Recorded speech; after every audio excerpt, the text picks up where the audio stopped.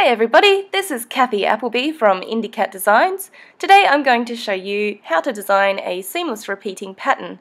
I'm using Adobe Illustrator for this tutorial, and it does assume that you have a fairly decent working knowledge of Adobe Illustrator.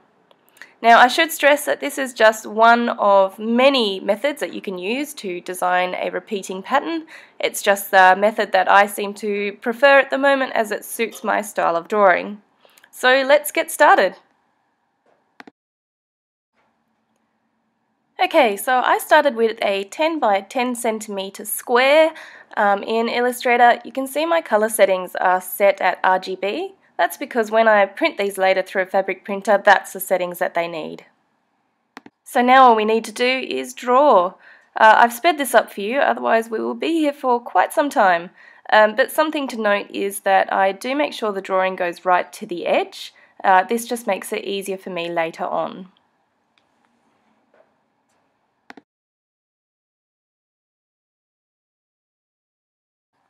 With our drawing done, the next step is actually to divide the drawing into 4 quarters. Now the first thing we need to do is grab all those paths, Command or Control A, and group them, Command or Control G.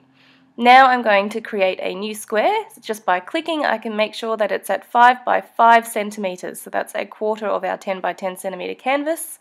Now if I was you, I would set this to no fill and no stroke. I've left the fill at white just so that you can see what I'm doing here. Now we select the square and we need to align it into the corners. So make sure that you've selected Align to Artboard, and then you can simply use those controls up there to put them into the exact corner. Now if we select everything, you can now create a clipping mask.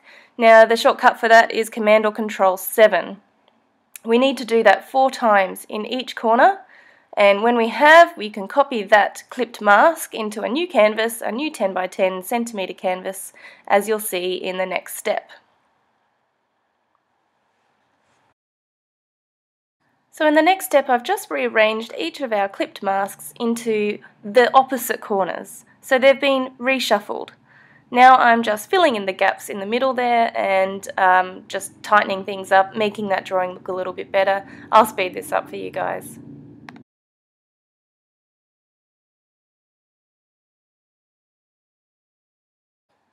Great, you can see there the drawing's done and all the gaps are filled in, and this is actually now a repeating pattern. But to make it into a pattern swatch, we need to do a few things, and the first is actually to grab our clipped groups that we had originally and just release them. This will make it easier come the next few steps.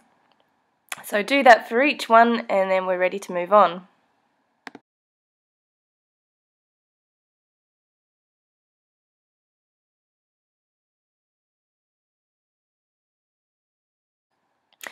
Great, so now we just have a whole stack of paths. The first thing I'd like to do is to actually group them. So that's Command or Control A, we'll select everything, Command or Control G will group them. Now we're ready to create the square that we're going to clip them to.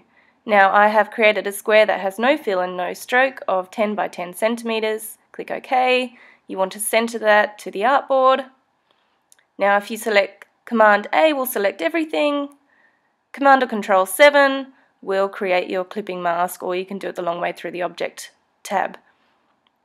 And you're ready to now select that and drag it over into your swatch panel. Now one last step, and I'm just going to, I'll just create a new square so that you can see this better. So another square there, 10 by 10 centimeters. I'm going to center that to the page. And I'll just turn off the one below so we can see what we're doing here. So if I now go and fill that with our pattern, you'll see it does something a bit weird, and that's not what we're wanting. So double click will open up your pattern options, and you need to click Size Tile to Art, click Done, and you're ready to go.